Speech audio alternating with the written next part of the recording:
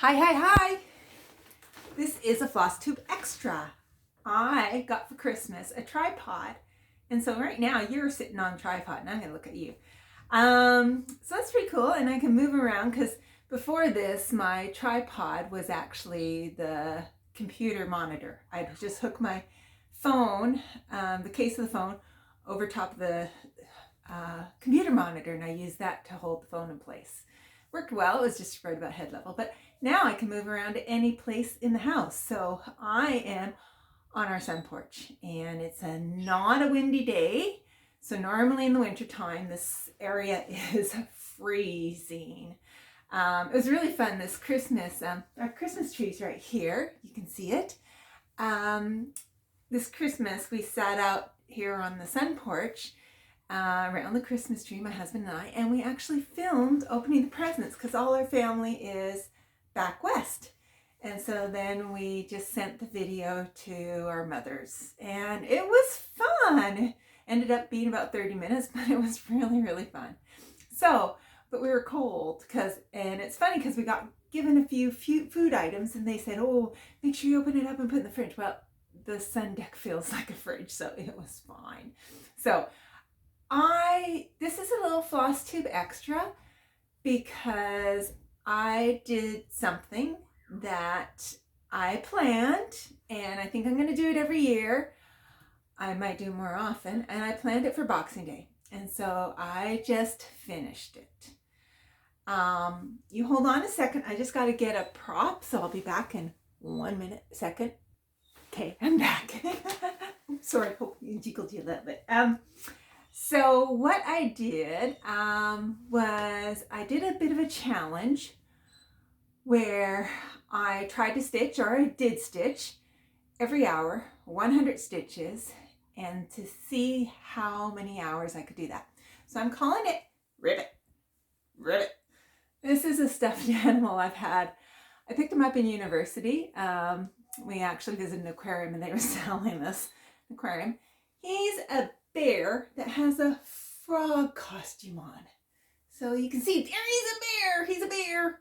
But then he put on his costume, and oops, sorry for a bit. And he's a bear. Oh no, he's a frog rather. Frog now. Sorry. And so this is Ribbet, because if you frog, what's your name gonna be? Gonna be Ribbet. So Ribbet told me to start this challenge, and I call it Ribbet Around the Clock. And so I started on Boxing Day at 9 o'clock, and every hour I'd stitch 100 stitches, and then I'd stop until the next hour. And I kept going to see how long I could do that for. Anyone want to guess how long I did that for? It's not going to be much of a contest of guessing because I'm going to tell you. So I did it for 41 hours. Yeah. So I was awake for 41 hours. Probably a little bit longer because I actually, on Boxing Day, I got up, had breakfast, and started at 9 o'clock. Obviously, I started on even hour. So I'm going to just show you the stuff I did. So this is my board that I use to keep track. So there is a Ribbet Around the Clock, and you can see here I started on December 26th. I'll just bring it a bit closer and show you. 9 o'clock, and I finished at 9:36. My quickest hour ever for stitching 100 stitches was 30. Way down here on this is the 34th hour. I did 130 minutes. So either 100's not a big enough challenge, or it's just right. So it was really cool because you got a chance to do stuff in between. So as opposed to 24-hour cross stitch, where for 24 hours I just focus on cross stitching. I still eat, I still go to the bathroom, I still do whatever, but I make those as short as possible, and then I cross stitch as much as I can. This was much more manageable. I actually was able to go for a walk. I had a bath. I ate my meals. I did the dishes, so there was no guilt in that. That was awesome. And I usually read X number of pages of my book club every day. I got my readings done. I did some writing. I was able to do things in between. Didn't really nap. The first night was maybe the toughest, the most tired, and I would lie down on the couch. So I was stitching in my comfy chair, and the couch is right there, and all the animals were sleeping on the couch, and I'd go and lie down on the couch for just a little bit of shut eye. The second night, actually, I was more awake. I ended up working on I started getting bored. I got bored of cross stitching. But I was more awake. So my husband came up with an idea in the future, which I'll talk about. He wonders, so coming from the running community, you can almost think of these as, I should have stitched another hour last night, then it would have been 42 hours, and which would be like 42K, which is a marathon. And next time maybe I try for 50 hours, which is like a 50K. And he came up with the crazy idea of 100 X's in an hour for 100 hours. Realize that'd be 10,000 stitches that I'd get done over 4 days. That's pretty insane and staying up. So I'd have to manage my naps, but that's what we're going to work towards maybe in the future. But first, let me show you what I got done, because that's probably what you want to see. So the first, let's see. I wrote down what I worked on. So I started off with over COVID. 1, 2, 3, 4, 5, 6, 7. First 800 stitches or 8 hours were done on over COVID. And I'm not taking it out of the Q-snap because I am going to work on it today. But where I mostly worked was all in this area. And so it's actually a road. That's a paved road. So this here is a telephone pole or a power pole. And then that's what I did, was mostly here, the paved road. And I did some in here too. So that is what I worked on over COVID. Oh, isn't that road neat? I love the colors of the road. I think that's about it for the road. There might be a tiny bit more, but that's awesome. So that was really great. So that was the first 800 stitches or 8 hours. And that was a great way to start. I actually was worried that over COVID sometimes has confetti, but the area I was in, I was getting big blocks of 40 or 50 stitches. So it was not that difficult to make my hour. I know when I get in really confetti heavy, I would not get 100 stitches an hour, but luckily all the time, I think I'd have to actually purposely skip. I think in this case, over COVID, I would do maybe at the start of the hour, do about 2 to 5 orphan stitches and then pick a big block. And so this is really key what projects you work on. Next, I switched to Halloween at Hawk Run Hollow, and I really wanted to get my December, January block finished because I got so many New Year starts. So I wanted to get this out of the way so I didn't have to worry about it till the end of January. These are big stitches. Oh, it's unbelievable. So I spent on Halloween at Hawk Run Hollow, I spent 1, 2, 3, 4, 5, 6, 7, 8, 9, 10, 11, 12, 13, 14 hours on Halloween at Hawk Run Hollow. That's 1,400 stitches to finish off what I had to get done. I think I still had around 20 stitches. And crazily enough, when I switched to the next project and I finished off my 100 stitches, I actually finished off those final stitches. I didn't want to count them because I was back on Pattern Keeper, and it's easier. Pattern Keeper keeps count my 100. But that's what I did, that square. So I'll just, Ribbet, we gotta go a bit closer. You sit there? Okay, there you go. Okay, let's show the people. So I can't see. Oh, there, I can sort of see. That's what I did. Pretty cool, huh? Yeah.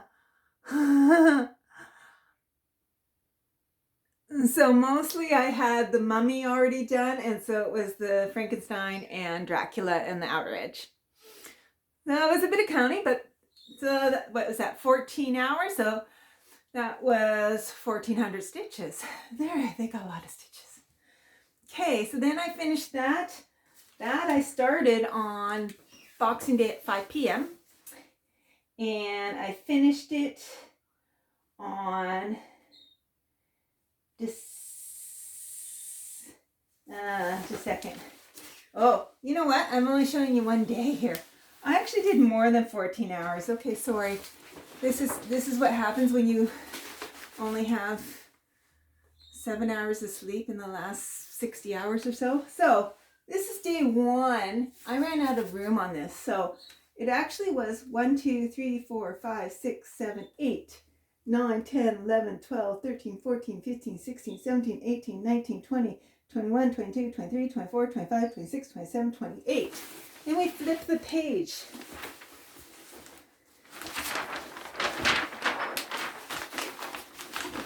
28, 29. I actually worked 29 hours on it. Almost 3,000 stitches. That's a bit better. That makes more sense. Then I switched. So I started 5 p.m. on Boxing Day and switched on today, the 28th. No, yesterday at 9 p.m. That's because then that 10, 11, 12, and 1 a.m. I finished off my 1 a.m. hour. So, and finished at 2 this morning. Could have kept going, but I didn't want to throw off my sleep too much. Then I switched to Salty Day. This is sort of what killed me because this one is not confetti heavy. I think it's just the colors are not too exciting. But I worked mostly, I'm trying to work my way down here, so I kind of was filling in this area a bit. But this is Salty Day. It's just a big rock. It's going to be crashing waves, an ocean side. And it's just a big rock. And so I'm trying to work my way down to the water. The water, I think, is quite a ways down. Well, can't be that far down, but I think the water doesn't start till about there-ish. So I am trying to make my way down to the water, but because I have a challenge, the challenge cards that I drew last time included stitch something with silhouette, which I worked my brain bank, and my husband thought of it right away. I have an old project that I haven't showed you guys yet, so you're going to see that in the new year. I call it Murder Row, and it's some silhouettes of crows. And so you're going to see that one. I'll be working on that in the first week of January. Today I'll take pictures starting of it. And then the other one was one of water. And I got, of course, over COVID, it's got water in it, but there's no challenge because I work on that every day. So Salty Day has water in it too. And so husband made the added challenge, whether I can do it or not, is to actually stitch the water. And I'm a ways away from the water because it's all rock first, and then the water's below and the water's crashing in. So it's going to be a bit of a challenge to get. So I'm actually trying to, that's the second week of January. So right now I'm just trying to actually work my way to the water.